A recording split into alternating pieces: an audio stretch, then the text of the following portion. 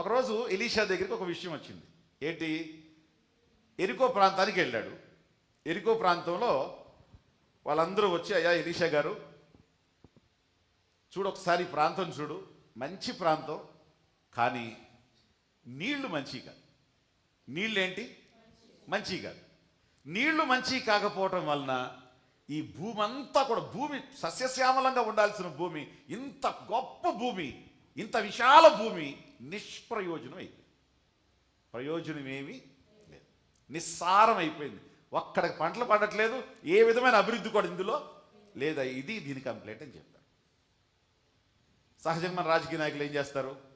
నన్ను కానీ మీరు గెలిపిస్తే వచ్చే 5 సంవత్సరాలు దీన్ని మొత్తం మార్పిచ్చేసి ఏం చేస్తాను నేను, ఇక్కడ మొత్తం గడ్డి కాదు ఏవి పండాలో మొత్తం పండించేస్తానంటారు. మీరు మాత్రం ఏం చేయండి, ఓట్లు పండించండి చాలంట.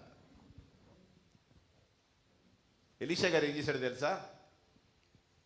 కొత్త పాత్రలో ఏం వేసుకురండి? ఉప్పు వేసుకురండి అన్నాడు. కొత్త పాత్ర ఉప్పు వేసుకొని తీసుకురండి అన్నాడు.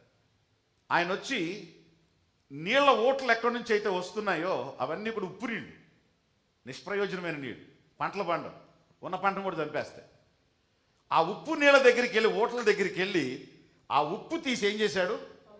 ఆ ఓటల దగ్గర వేసి, ఈ రోజు నుంచి యెహోవా సెలవిచ్చినదేమనగా ఈ నీళ్లల్లో జబ్బు లేదు, ఈ రోజు నుంచి ఈ నీళ్లు మంచివి అని తన నోటితో పలికి, ఉప్పు వేసి నోటితో పలికి రైట్ అని.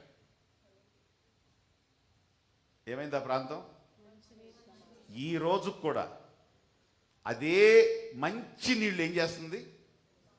బయటకు వచ్చి ఆ నిరుపయోగంగా నిష్ప్రయోజనంగా ఉన్నటువంటి పర్రల్లాంటి భూములన్నీ సస్యశ్యామలమైన భూముల్లాగా మారి. సరే, ఇప్పుడు మీకు ఏమర్థమైంది? ఇక్కడ మారిపోవడానికి కారణం ఏంటి?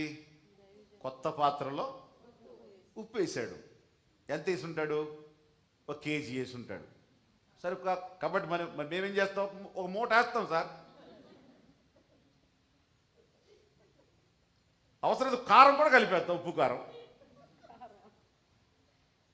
అక్కడ ఉప్పు వేసాడా పప్పు వేసాడా కాదు, అక్కడ ఒక ఆత్మ సంబంధమైనటువంటి అర్థం ఉంది.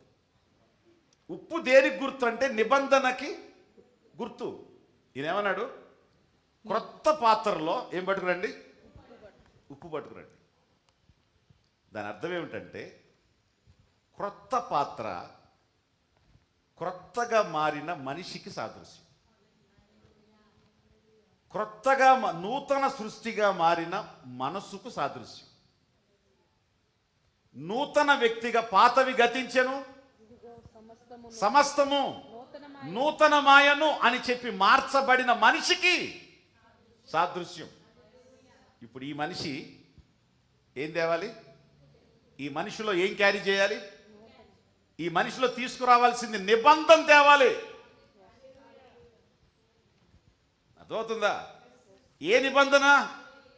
అక్కడ పాత నిబంధనలో ఉప్పు, పాత నిబంధనలో కొత్త పాత్ర. కానీ ఇప్పుడు క్రొత్తగా మార్చబడిన నూతన స్వభావం కలిగిన యేసు రక్తంతో మార్చబడినటువంటి వ్యక్తి తన జీవితంలో దేవునితో ఒక నిబంధన చెయ్యాలి. నిబంధనతో దేవుని దగ్గరకు వచ్చి పడితే నిస్సత్తువ అయినవి, నిస్సారమైనవి, నిర్జీవమైనవి ఏదైనా సరే జీవంలోకి రావాల్సిందే. నిష్ప్రయోజనమైన మనుషులు ప్రయోజనకరంగా ఎట్లా మారతారంటే, మొదట నువ్వు మనసు మారి కొత్త పాత్రగా మారాలి. ఏమవ్వాలి? నువ్వు అంత ముందు పాత పాత్రవి. ఏ పాత పాత్ర? ఎక్కడికి వెళ్తే ఆ పాత్రలాగా మారిపోతావు. పాస్టర్ గారు నేను ఒకసారి మార్కెట్కి వెళ్ళాం. యాపిల్స్ కొంటున్నాం. ఏం బాబు ఎంత అన్నాడు. ఈయన మంచి పర్సనాలిటీగా ఉంటాడు. ఆయన ఎంతో చెప్పాడు. నన్ను చూసి చెప్పు అన్నాడు. ఓసారి ఆయన చూసి, ఓహో డిపార్ట్మెంట్ అంట అనుకుని ఆయన సర్లే సార్ మీరు డిపార్ట్మెంట్ లాగా ఉందిలే, 10 రూపాయలు తగ్గించుకొని ఉన్నాను. అప్పుడు ఇచ్చాడు. నాకు కొనబుద్ధి కాదు, నీకు కొనలేదు. తీసుకోండి బ్రదర్, తీసుకోండి మీరు కూడా అన్నాడు. లేదు వచ్చేసాను. ఈయన బ్యాగ్లు వేసుకుని పక్క వచ్చిన తర్వాత, నువ్వు ఏ డిపార్ట్మెంట్ అన్నా. అదేంటి అట్లాంటారండి బ్రదర్ అన్నాడు. 10 రూపాయల కోసం 20 రూపాయలు తగ్గించడం కోసం నువ్వు దైవ సేవకుడివి, నీ పర్సనాలిటీని చూపించి నువ్వు పోలీసుడు అంటావా? అండ్ నువ్వు ఎంత కమ్మేశావు నీ అభిషేకాన్ని? 20 రూపాయలు కమ్మేశావు. ఇస్కరియోతు యోధాకి నీకు తేడా ఏంటి? తేడా ఏంటి? నువ్వు పాత పాత్ర. ఏ పాత్రవి? మారాలి. ఏవ్వాలి? మారాలి. నీ మాట మారాలి, నీ నిర్ణయాలు మారాలి, నీ అంతరంగం మారాలి, నీ ఉద్దేశాలు మారాలి. నువ్వు క్రొత్త పాత్రలాగా మారాలి. నువ్వు ఎలాంటి పాత్ర ఆయనకి తెలుసు.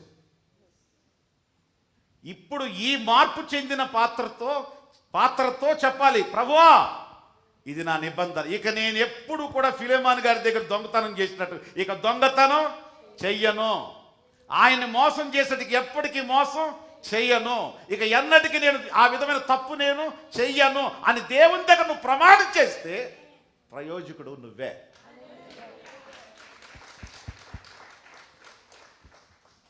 ఇది నిబంధన.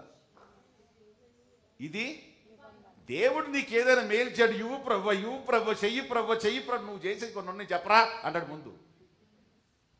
నువ్వు చేసేవి కొన్ని ఉన్నాయి చెప్పు ఫస్ట్. నువ్వు వదలాల్సినవి కొన్ని ఉన్నాయి, నువ్వు తీర్మానం చేయాల్సినవి కొన్ని ఉన్నాయి, నీ పాత్రలో నువ్వు ఉప్పేసుకోవాల్సినవి కొన్ని ఉన్నాయి. కొన్ని రుచికరమైన పనులు నువ్వు చేస్తే నేను తర్వాత చేస్తానా చెప్పు నువ్వు అంటే ఇది మాత్రం వదలడు, ఇది మాత్రం చెయ్యడు, అది మాత్రం ఎట్లా వద్దా? ఎట్లా వద్ది? పాత నిబంధన ఆచారం, కొత్త నిబంధన ఆచరణ. ఎలా మారాడు నిష్ప్రయోజకుడు ప్రయోజనకరుడు? ఎట్లా అయ్యాడు? ఎలా మారాడంటే నిబంధన. Praise lord.